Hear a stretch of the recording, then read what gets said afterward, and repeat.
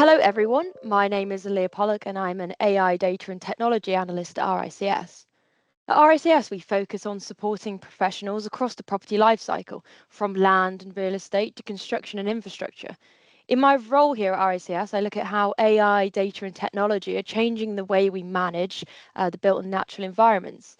I also run the RICS Tech Partner Program, connecting innovators with the surveying profession to help bring new ideas and tools to the industry.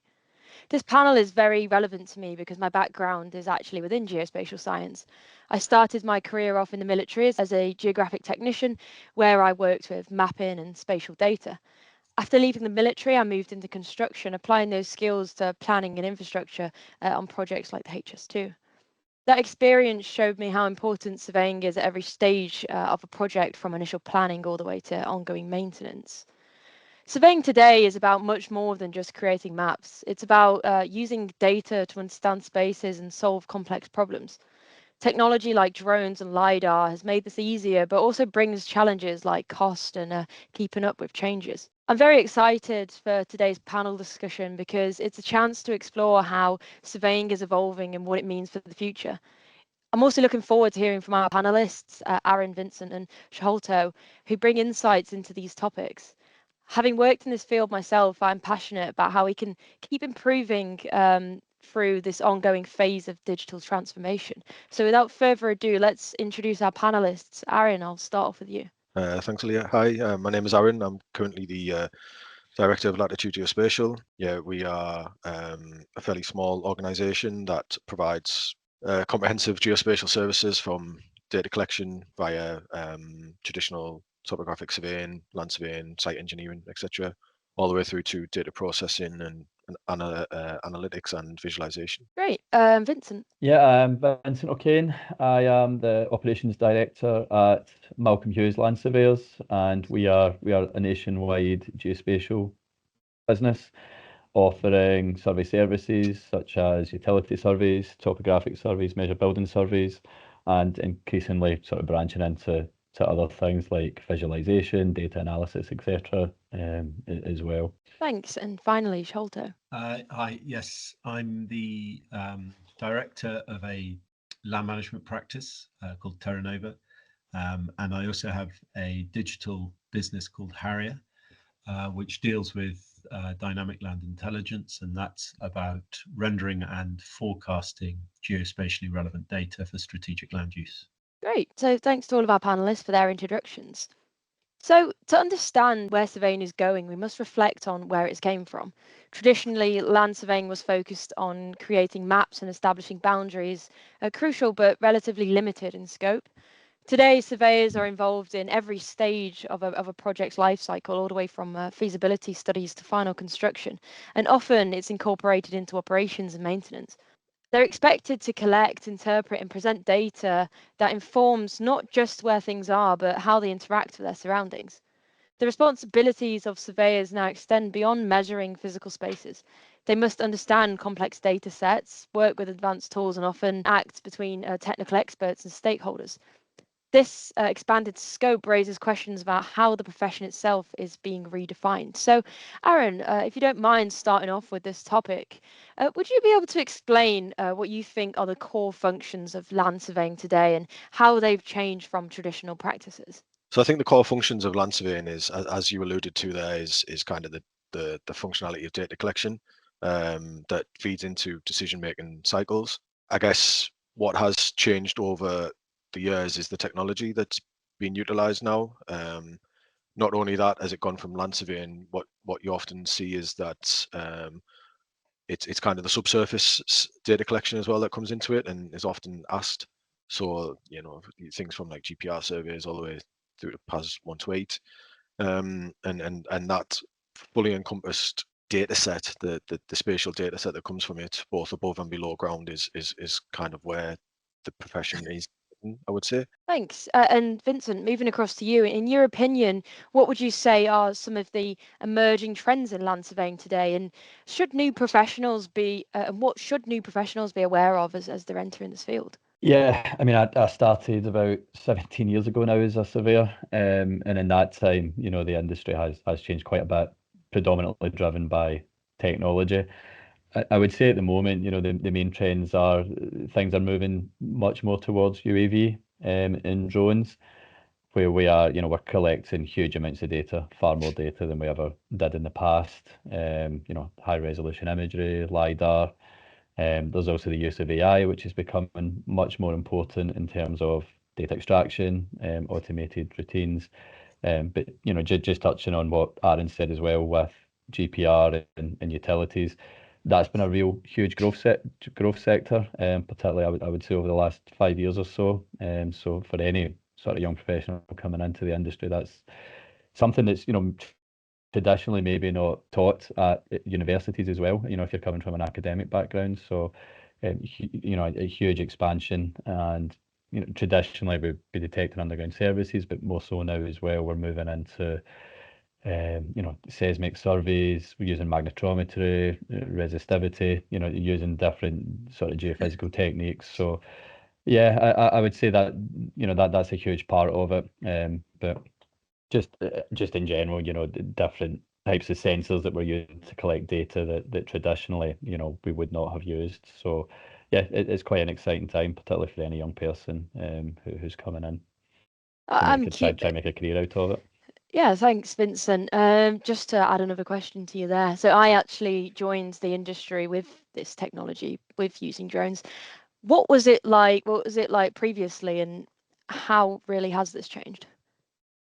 Yeah, I mean, admittedly, it's not something I have a huge amount of experience with personally, but I think before it's the accuracy now and the precision with these drones and these sensors. Whereas before the accuracy just quite wasn't there. So you were still falling back on more traditional techniques like using RTK, GPS, and total stations. But particularly what we've found recently is in terms of what we can do with the data processing side to process photogrammetry and the LiDAR data. We're now achieving much greater accuracy and much greater coverage as well, particularly with the LiDAR and how you can penetrate through vegetation, which just gives you much more coverage in areas that we might struggled in the past. So, and I guess as we go forward, things just can continue to improve. I'm sure we'll come on to it as well, mobile mapping and things like that. Just as that technology keeps advancing and using SLAM and things, you can just see moving forward. It's going to open up so many more avenues. Thanks. And finally, Sholto, looking at the market, what would you say are some of the demands and expectations of the market within land surveying? It's increasingly shifting towards a state of user-led market drivers, and a lot of these market users want to collapse all the data that has geospatial relevance into a single report or a single decision-making process. So we're doing some work in strategic land use across urban conurbations, cityscapes and coastal areas, as well as rural areas. And increasingly, there's a demand on collapsing metrics like socioeconomic data into the same reporting function as, say, minerals or carbon sequestration metrics or volume or measure or area. And so we're moving away from geographic and into holistic geospatial data, which is a totally different concept. And so I think the market is driving technology integration, and that plus the point that Vincent raised about currency and accuracy and forecast modeling with the AI is creating an entirely different ecosystem, and it's all user-led. This is the demands of the market that are driving it. Thanks. I've just a follow-up question to that. With it being much more user-led, does that almost reduce the demand for land surveyors, and how is the role changing in that way?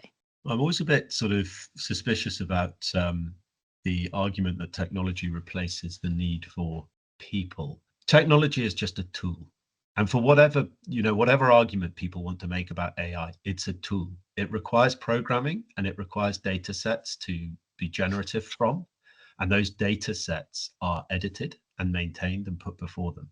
This stuff is they're tools. So you always need to use the most efficient and the most effective tool.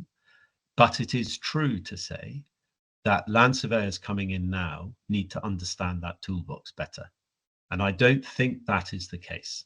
So there is definitely a lag in the education process, but I don't think it's a replacement. It's just a shifting skill set. Thanks, you've explained that really well. So moving on, let's dig a little bit deeper into these new technologies that we've all spoken about. So it's impossible to talk about the evolution of land surveying without actually addressing the role of these technologies. Over the last decade, we've seen a dramatic shift in the tools surveyors use. Drones, LiDAR, tool stations, mobile mapping, and even AI-powered software have increased accuracy of surveys, but also they've revolutionized the way that data is collected, processed, and shared. But technologies, it's a double-edged sword. While it opens new possibilities, it also brings challenges, whether it's the steep learning curve, high costs, or managing expectations of the technology that cannot deliver.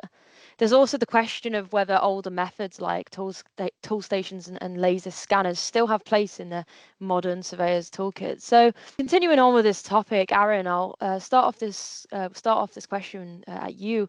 Could you give an example of some new technologies that you've integrated into your projects and how they've enhanced your operations, just to give a bit of perspective of how these technologies are being used?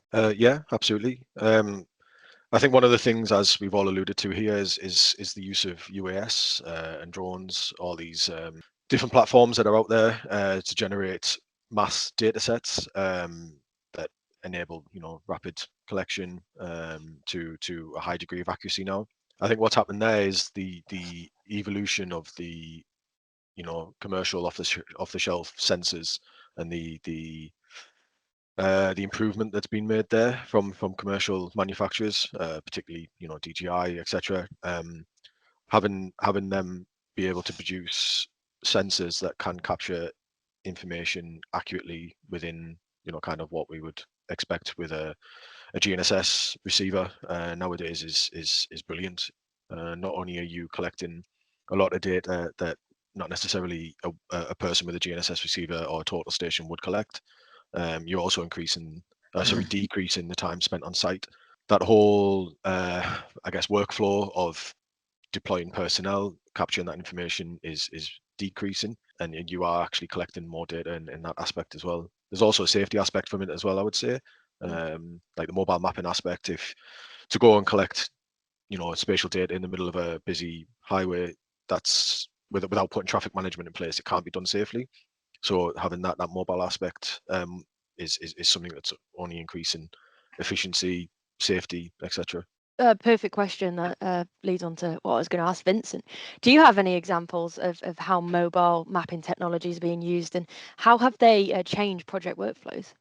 Yeah, I mean, I would say historically, when we're working in a highway environment, it was a very manual and slow process. We were traversing along a highway verge. We've got traffic management in place, and we're manually visiting every point to take a measurement.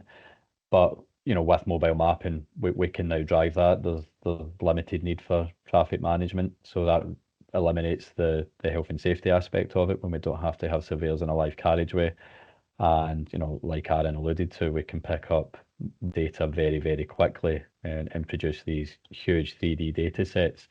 And our time's spent rather on site collecting that data, the time is then spent in the office processing it and trying to derive sort of meaningful insights into the geospatial information that we collect. So yeah, overall probably improvements in speed, accuracy, and safety for the client in the long run.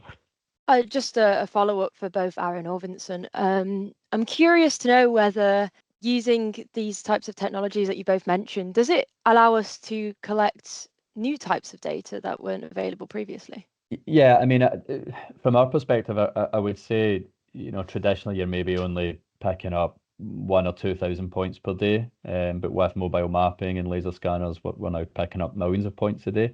So the passive information that we collect allows us to build these, these digital twins, these huge 3D data sets. So primarily where the client might only want, a topographic survey of the highway environment, we can then add additional deliverables to that. So We can tag asset information like lampposts or gantries, manholes, provide asset ID for each one of them. We might also pick up some imagery with mobile mappers as well. If there's a rear camera, we can do tarmac analysis and roadway analysis. So I think it's more the added benefit and the fact that with these sensors, we're picking up huge volume of information in sort of one run, rather than, traditionally that would have been 2 or 3 different types of survey. And so it's really eliminating and cutting down that time we spend on site, and we bring that information back into the office to analyse. There is another sorry. interesting point. Sorry to cut in on that, which is something that somebody who's far cleverer than me told me, which is to draw a distinction between data and information. Information is processed data for a specific end purpose. So you don't need to have lots of different or new data collected or generated, but the more in volume and the more power behind the processing of it and formatting of it, the more actionable information that can be derived from it. So I think, the advancements in technology are all about delivering actionable information out of a broader database than it is creating new data. Thanks. Yeah. Aaron, did you want to jump in there? Yeah, just to kind of draw upon what Vincent was saying, that if you have this primary data set that's gone out for a particular purpose to a particular client, and you host that data, store that data in some sort of database, there's could be a secondary need behind that as well. Whereas someone could come in from a different agency or a different organization, say, oh, actually, I need you to go out and do this, this, and this within that same area. You already have that information there and stored, meaning that you are essentially dropping, well, maybe not dropping your price, but you're not putting extra people and personnel out there, which is then keeping costs down. You also, with this mass data collection side of things, you not eliminate, but you do reduce the need to go back and resurvey certain aspects if things are missed, phenomena are missed and aren't captured whilst deploying a team of however many with a GNSS and a total station. That mass data collection does kind of but reduce that need to revisit site if something is missed, because there's a chance that it would be picked up. Thanks, Aaron. I'll ask you a follow-up question on that in a minute, but before I do that, Sholto, I just wanted to touch on some points you mentioned. You mentioned how it's all about deriving meaningful data, meaningful insights from data. What technology is driving this? What's enabled this to happen? It's always been that. That has always been the case. It's just that it hasn't always been obvious, because sort of metadata and big data has not been gathered and formatted in the volume and the scale that it is. And right now I should think we're using like 1% of available data to make meaningful decisions. And the rest of it's more or less redundant because it's not being effectively translated into meaningful information. The problem isn't that we're not generating enough data. The problem is that we're generating too much data. The problem is that we're not capable of translating that into meaningful information. And that is why it's become irrelevant now. That is also the reason that AI can be deployed as a method of translating raw data into meaningful information is such a revolution, because it is able to grasp that big data problem. And that is why that is such a revelation at the moment. Just to jump in, sorry, Sholto, I think that is one of the issues we have is the data processing capability, because we're generating these huge data sets, and it's the computational power to work through that, and that, as you say, that is where AI is a real benefit. Thanks. Just to throw a question out to everyone, do you think there's ever a danger in collecting too much data? Can I change your question a bit, Aaliyah? Yeah. That's not really, I know that's not really the rules of the panel, but I am not a data scientist. Okay, so I am new to this. I'm a land agent. I've been a chartered surveyor for 20 years, and I started life without any of this, literally. So I am totally new. But I was recently on a trip to the US with UKRI as a delegation on climate tech. And we met a lot of very clever people, very experienced people. And there was a repeatable problem. And that was that there's a huge amount of data. The problem wasn't that too much was being generated.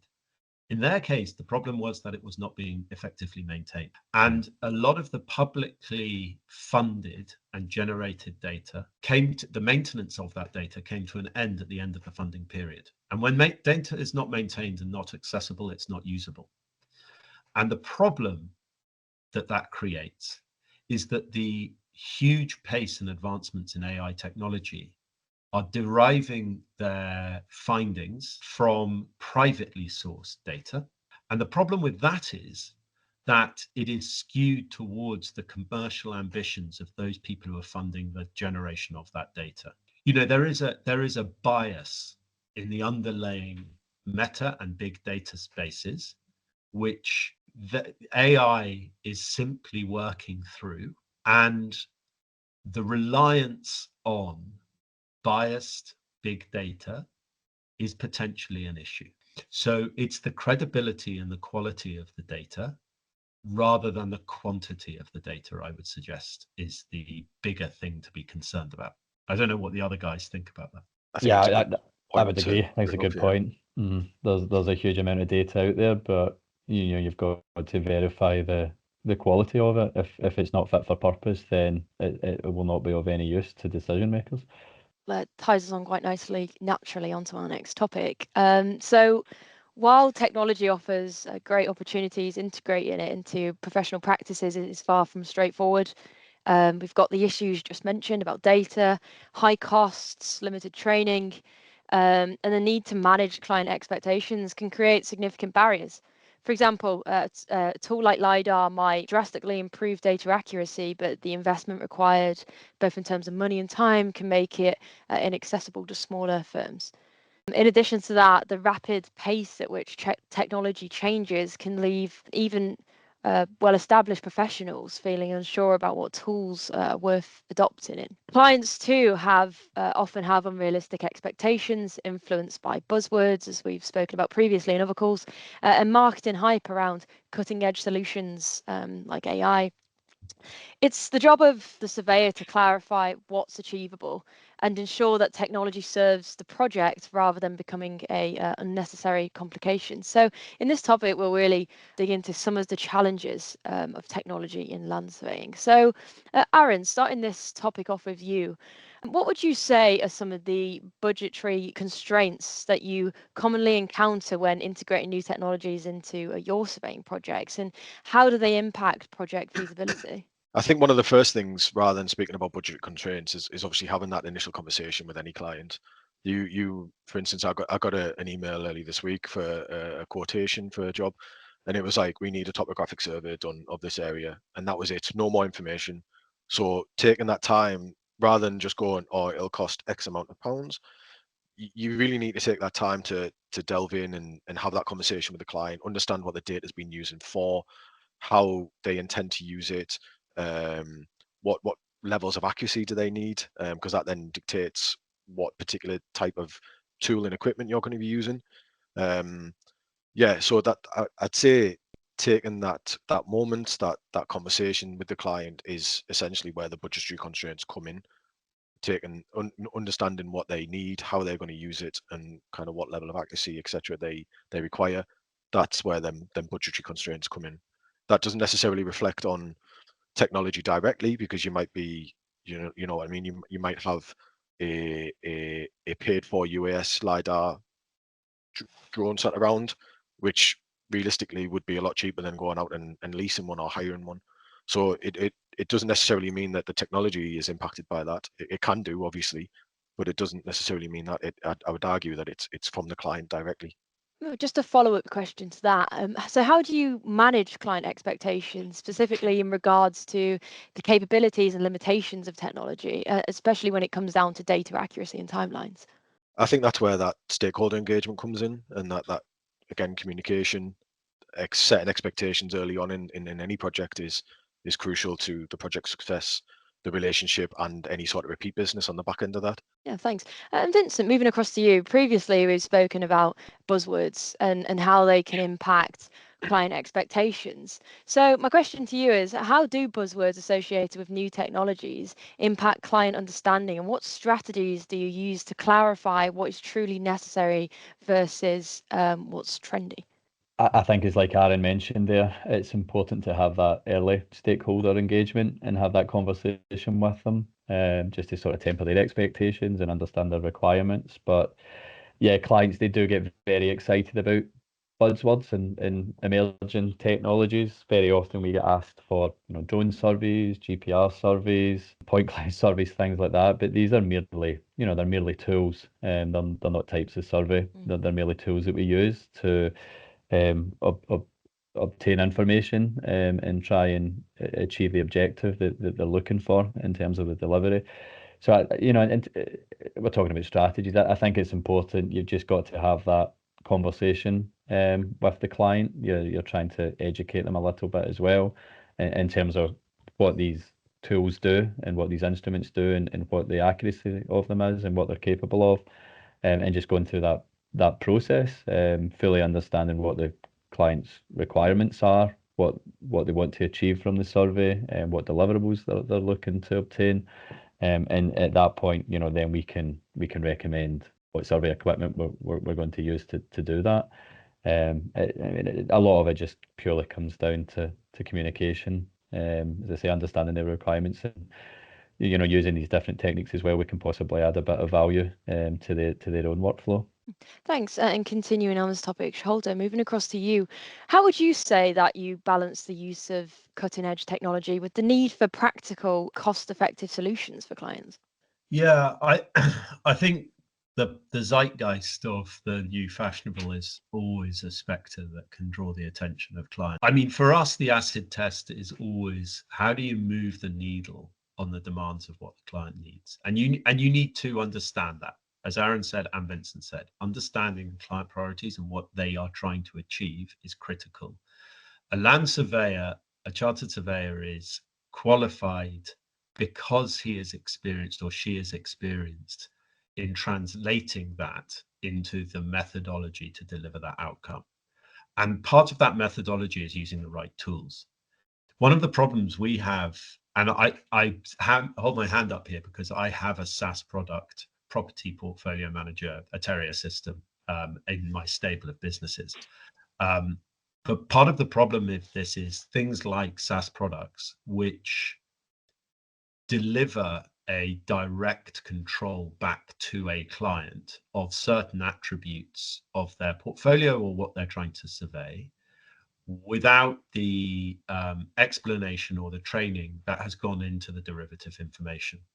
And as a result of that, there can emerge a misunderstanding of how easy it is to get to that decision or make the decisions that lie behind that data. So, and like I said, I'm self-confessed, I have a SaaS product. An entire business model is to democratize data and hand back control to the client. But it comes with a cover warning that it can complicate or muddy the waters of the understanding of the role of a surveyor and the complexity and experience required to interpret the methods and tools to deliver their trade into the conclusion. And ultimately, in the worst case scenario, a client could end up spending money on technology because it looks hyper enriched and really quite technical, and the window dressing is sensational. But it moves the needle, half a degree. Whereas a simple conversation with a qualified surveyor who is using the right tools in the right way from the right toolbox could move the needle 10 degrees and cost a fraction of the cost. So I think that's where some of the muddied waters can come in. Yeah, thanks. Aaron, moving across to you, touching on some of the points that Sholto just mentioned. In your work, how do you ensure that the data you've collected through technologies remains accessible and enables clients to really interpret the data that you've collected, especially when they're not familiar with these tools or technology, for example? I think one thing is an education side of things with the client, but it's also understanding the limitations of it as well and explaining them limitations to said clients. We're quite fortunate within our organisation. We have like a spatial analysis and visualization department. So we can offer that as a solution to them, which brings a little bit of added benefit. It also takes away some elements of risk to the client as well by having that. And Vincent, moving across to you, could you discuss some of the implications of technological changes on traditional surveying practices, and how can you address this resistance from clients or other external stakeholders? Yeah, I think it's just about adding value.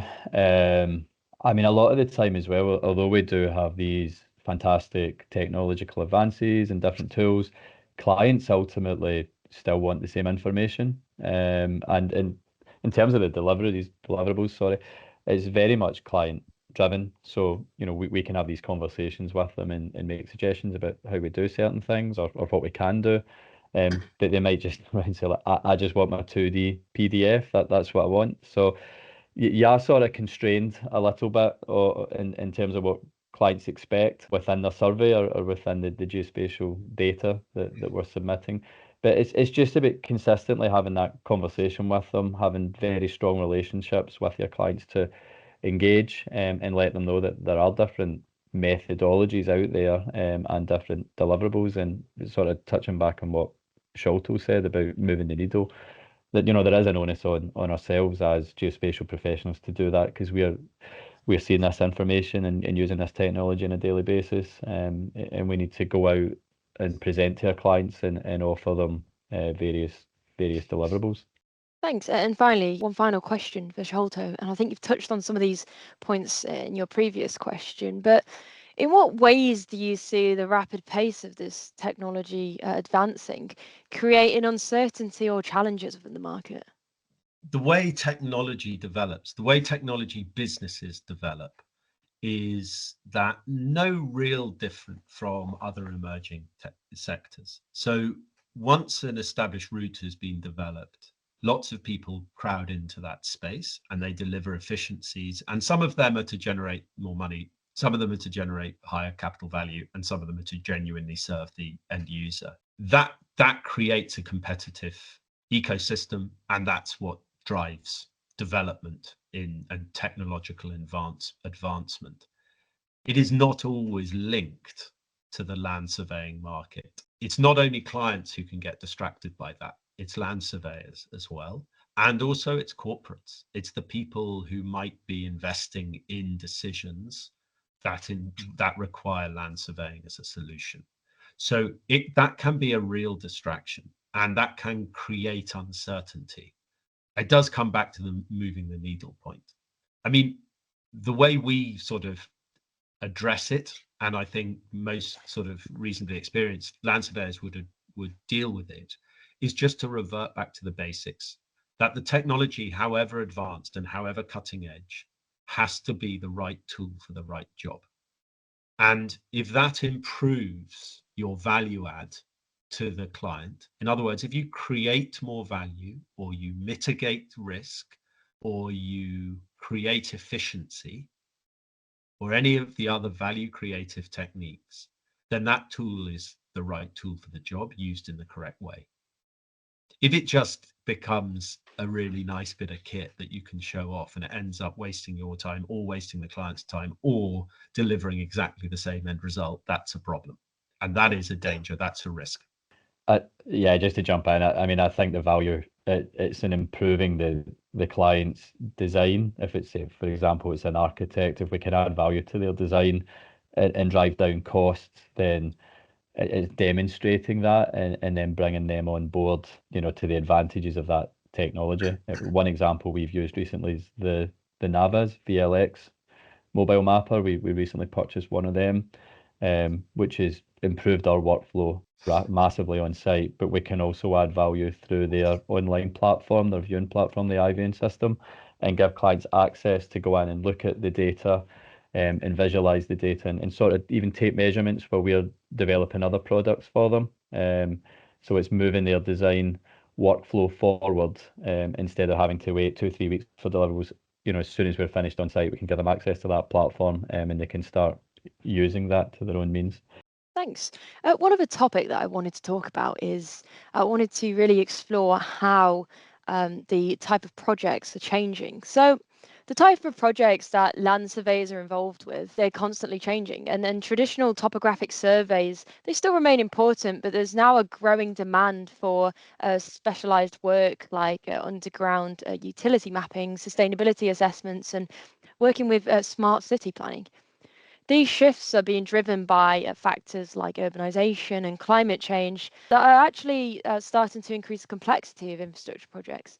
For example, the growing demand for underground mapping is being pushed by urban areas needing to upgrade utilities without disrupting existing infrastructure. Similarly, sustainability focused projects now require surveyors to provide data on everything from carbon footprints to whole life carbon assessments, all the way to resource management. So, Aaron, I'll start this topic off with you. What type of projects are you seeing a growing demand for in your experience, all the way from the military to now? Are you seeing a shift in project focus? I think Vincent mentioned this earlier in the conversation in terms of utilizing a number of different technologies that usually wouldn't be seen by a traditional land surveyor.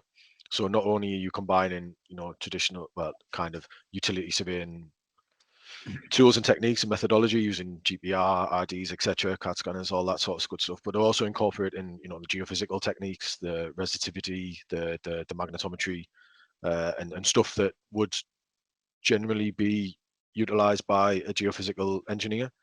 That's now not I wouldn't say it's commonplace using that, but it is becoming an occurrence where these are being asked by land surveying organizations to utilize within their projects to find different types of services, utilities, etc.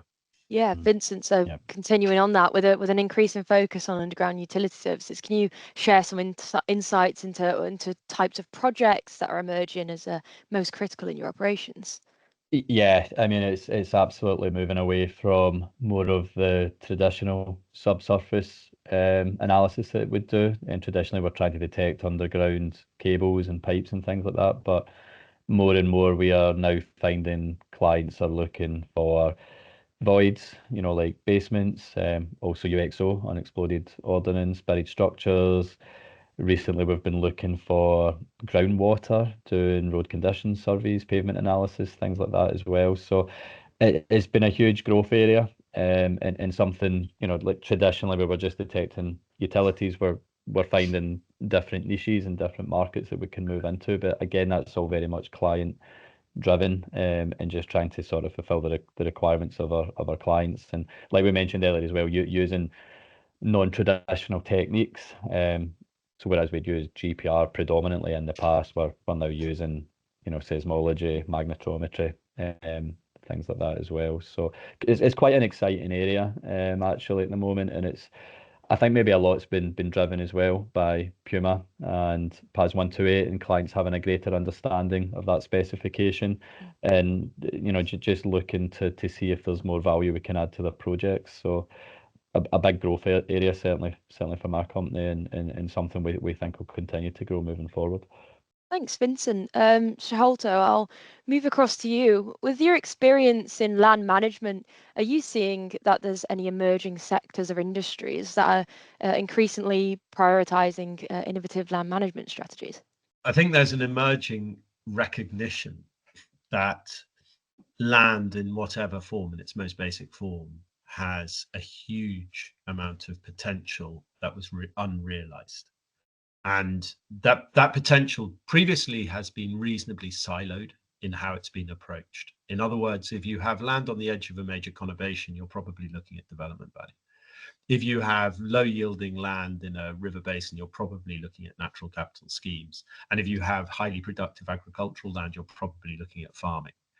Whereas now what's happened is because you are collapsing all those data sets from geospatial to socioeconomic to value, and you're able to understand them in the context of one another, the true value of land and the true potential of land is now being explored much more fully. And I would also say that, coming on to the point that Vincent just said about developing new markets, I think other markets are recognizing the value of land and the potential for land, and how much of a keystone that land is as a sort of generator of opportunity. And to give you an example, I mean, I started my life as a rural chartered surveyor managing rural estates and farms, and predominantly in the West Country. And we're now, and through a logical sequence of events, well, some of them less logical than others, but basically a sequence of events that were linked to one another, we are now involved in helping a company using landscape scale augmented reality to map risk scenarios in places like Gaza for UXO for the redevelopment of Gaza post-conflict, and Sri Lanka for urban conurbation development. And that's not because I have a burning desire to get into post-conflict zones, or because I really, have a background in computer science, neither of which are true. It's because it's a natural route for the potential of land, and that is being realized through advancement of technology and integration of technology. Do you see sustainability and regulatory changes driving this as well? It's a really interesting question. I alluded before to the GEM tour I went with UKRI to the US, and that was to establish effectively the relative strengths of the US investment and technology advancements with the UK. And one of the findings, I think broadly felt across the group of our delegation, was that the US are extremely good at pure market-led capitalist tech advancement, which has led to the likes of Tesla and all the others, Google and Silicon Valley. But they're less adept at applying that technology in a stable governance structure which delivers material change. Whereas the UK is really quite advanced in governance structure with the TNFD and biodiversity net gain embedded in statute and so on. And that sort of sustainability and governance structures allow for technology to make a difference at a social level, at a democratic level. I think there is a place for it as a bedrock to place this stuff. In other words, to link the theory of what tech can do with the practice of what tech can do. And one without the other is effectively pretty impotent. All tech advancement and no governance creates this kind of slightly crazy billionaire's playground with absolutely no difference happening on the ground. All governance and no tech creates a pretty sluggish bureaucracy that doesn't actually ever affect change in an efficient way. You've explained that really well there. Just before we move on to our final topic, I just wanted to look to the future and explore some of these emerging trends a little bit further. So, Aaron, I'll ask this question to you. We've mentioned UAVs and drones, and we've also mentioned AI. So, looking to the future of automation in data analytics and collection, how automated do you see the process of drone data collection? Where are we currently, and where do you see it in the future? Yeah, that's a good question. So currently, the vast majority of drone data collection, be that photogrammetry or LiDAR, is done automatic. That means that a person has generated a flight plan, they have turned up on site with their UAS and press go. That then goes off via a predefined flight path, and the data is collected at defined intervals and then comes back. It's then downloaded, post-processed, and analyzed from there. With the way that UAS legislation documentation is going, there's hopefully a solution in the near future where, the DJI dock side of things, this generation of UAS that are being developed, could mean that a drone is in a specific location and someone is literally 100 miles away. They set it on some sort of timer or whatever, they predefined time, date that this drone will automatically deploy, gather the data, go back to its fixed location, and then that data is then sent across, the internet, whatever it is, and downloaded, processed, analyzed in the cloud. Then that's it. That fully automatic solution is there.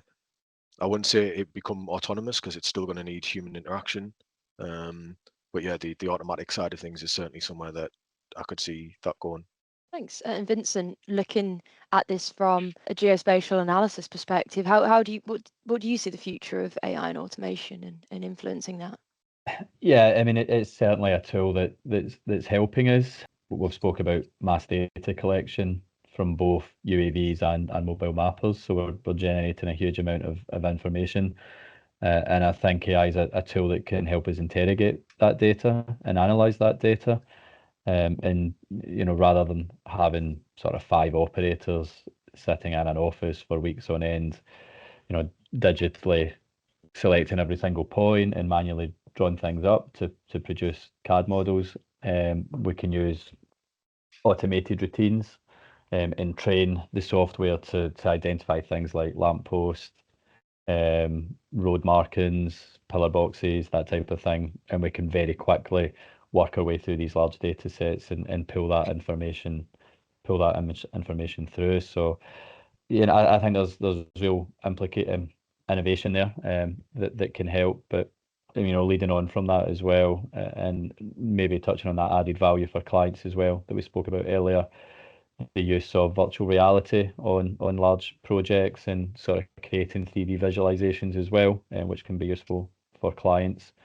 I guess that's more the office side, but again, like Aaron touched, there's innovations in the field, but I think fundamentally you still need surveyors to have control over that, be it AI or technology, because it's at the end of the day they need to understand the processes, and there needs to be quality control and checks put in place to manage all these different projects and also manage the data that we ultimately deliver to our clients. Thanks. And looking at how this geospatial data is passed across to the client, Sholto, how do you envision the integration of geospatial technology shaping the future of land management consultancy? I have quite particular views on this, Aaliyah, so I'm going to have to contain them because when I set up my land management business in 2017, it was to disrupt the land management sector because I considered it outdated in the relationship it had with the client. I mean, broadly speaking, I think there is a very big elephant in the room, which is not being addressed as much as it should be at the moment. If in the private sector or the institutional sector, if you go to any client and you ask them whether they are paying more or less for their professional services now than they were 40 years ago as an equivalence, pretty much all of them will say they are either paying the equivalent or more. Very few are paying less. And there is a problem with this. Since that base date, we've gone through a technology revolution, which has created mass efficiencies, particularly in the professional services sector and specifically in our sector, surveying, huge efficiencies. And yet none of that is being passed on to the client. Now, there are counter arguments that greater value creation is made and so on and so forth. But effectively, that is an elephant in the room that needs to be looked at and addressed. And really the tolerance for things like professional fees is going to, if it hasn't already, reach some sort of breaking point as a proportion of revenue. And I think technology, and particularly technology in surveying and land management, should drive more of the value back to the end user, to the client. And that should, if it's not already, create a greater wealth in the landed sector, the executors, custodians of land, in whatever capacity, investors in whatever capacity that is. So I think it should drive efficiencies which allow for the surveyors themselves to deliver a more pure surveying value add service than they are. And the flip side of technology creating efficiencies and those efficiencies not being passed on to the client is that you get a greater profit margin and a slightly fatter professional services sector. And as a result of that, you get maybe a lower quality as an average per surveyor. So I think there's quite a lot of work to be done in our sector, if I'm going to be totally honest, in adopting and being realistic about what technology can do for the sector itself as well as for the clients. And I appreciate that might be quite a controversial thing to say, but that I think is something that we should be talking about, if not doing. I'm willing to be shot down because I appreciate. I was just gonna. I would challenge that a little bit. I mean, I would certainly say from our perspective that the improvements in efficiency do get passed on to our clients, and it actually becomes a bit of a challenge because historically, particularly with, say, measure building survey, how we would undertake that traditionally, we might have surveyors on site for a number of weeks. But with this mass data collection, we can now get through those buildings very quickly, or like we spoke about mobile mapping as well on highways, we can collect data relatively quickly. So we find ourselves in a situation where we're having to find more work to keep all our surveyors busy. So I would argue that, I mean, I agree it depends on the specific project, but I think a lot of the time as land surveyors, we do pass that cost saving on to our clients, and they do get the benefit of it. And I think moving forward, the challenge will be maintaining, the level of surveyors we have, and with technology advancing the way it is, I do wonder if we get to a point where we don't need as many field-based staff and certainly as many office-based staff as well, with sort of using AI and things like that. But sorry, Aaron, I'll let you come in. Just kind of expand on that a little bit further. Although the efficiency is recognized in the field, that doesn't necessarily mean that the efficiency is then recognized in the office from the data processing and the analysis side of things. I mean, as a rule of thumb, a lot of the technology we're speaking about is remote sensing technology, meaning that these technology and tools don't have to come into contact with said phenomena to record the geometry, the position, etc. And as a rule of thumb, usually with remote sensing technology, it's, for whatever 1 hour spent on site is usually 3 hours spent back in the office.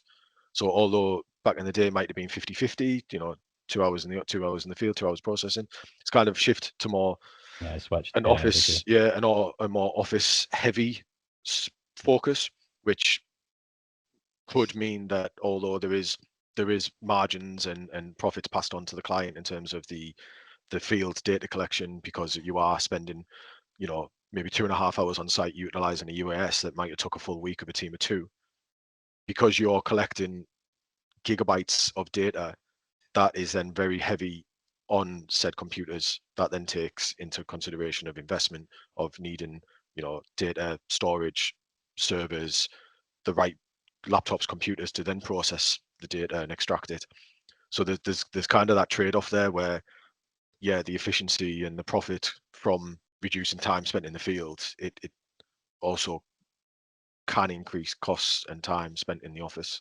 I mean, I fully accept most of that. I think the sort of what probably will happen is, my prediction about what will happen is that surveying businesses will either restructure or reshape, and there will be a greater weight and investment on certain sectors.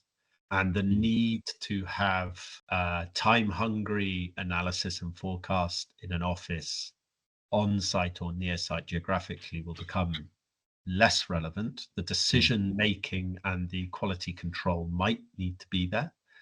But that, we live in a globalized world.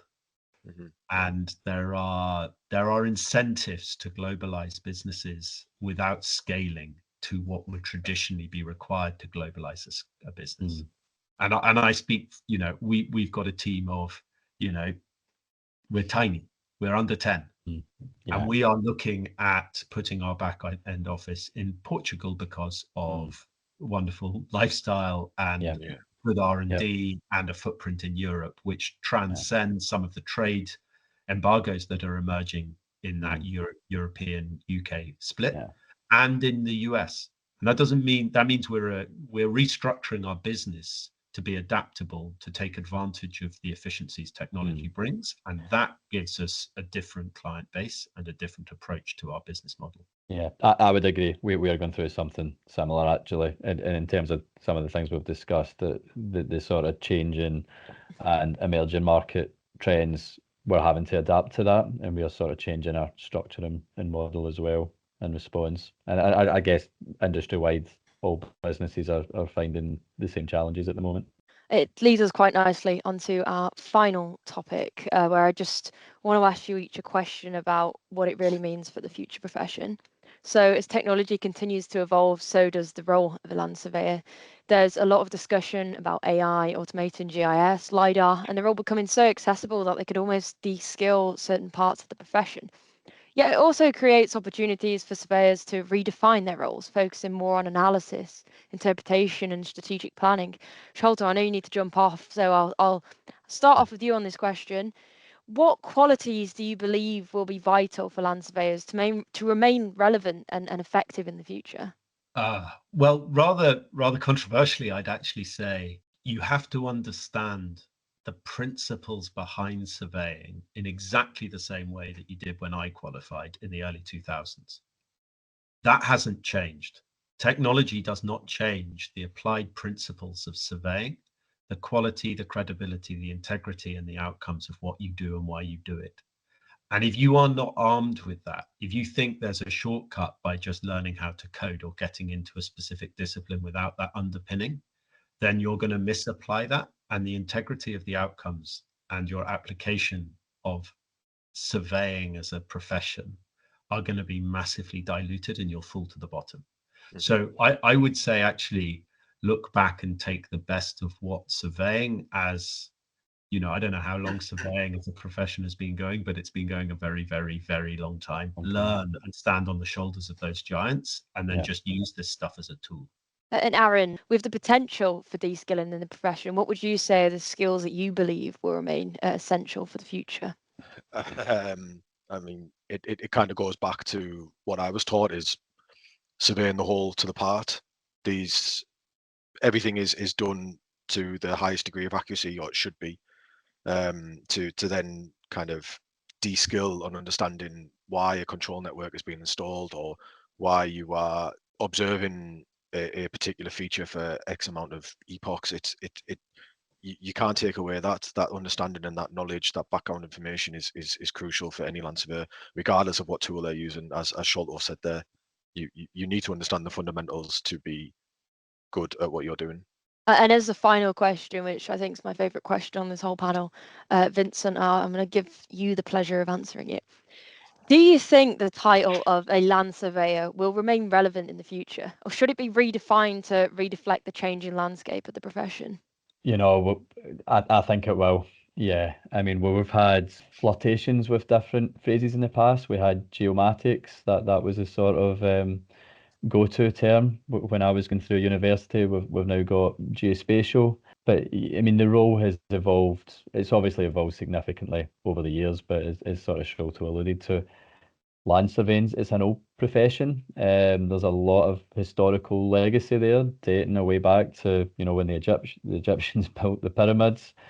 You know, it's the basis of mathematics. I think we've also had, is it 3 US presidents who were historically land surveyors before they got elected to office. So I don't think it's a title that we should readily give up. It's obviously a role that's widened to encompass, you know, collection, analysis, and management of various data sets. But you know, fundamentally, the core responsibilities remain the same. And as Aaron said, it's, you know, yeah, we're all taught the principles of surveying, and you know, they're the fundamentals that underpin everything we do.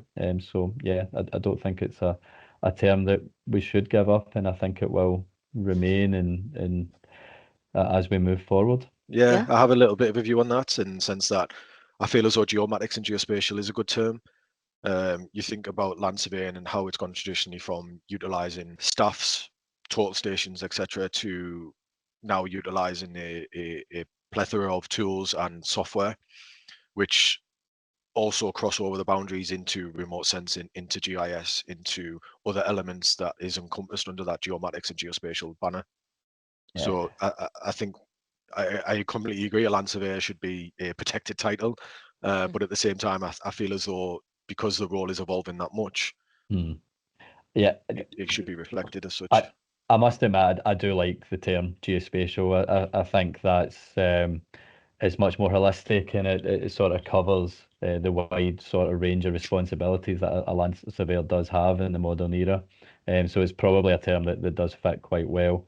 But as I say, I mean, I still think you've got that historical legacy of being a land surveyor, and I think that will remain in tandem. Can I give my tuppence worth as a traditional land agent?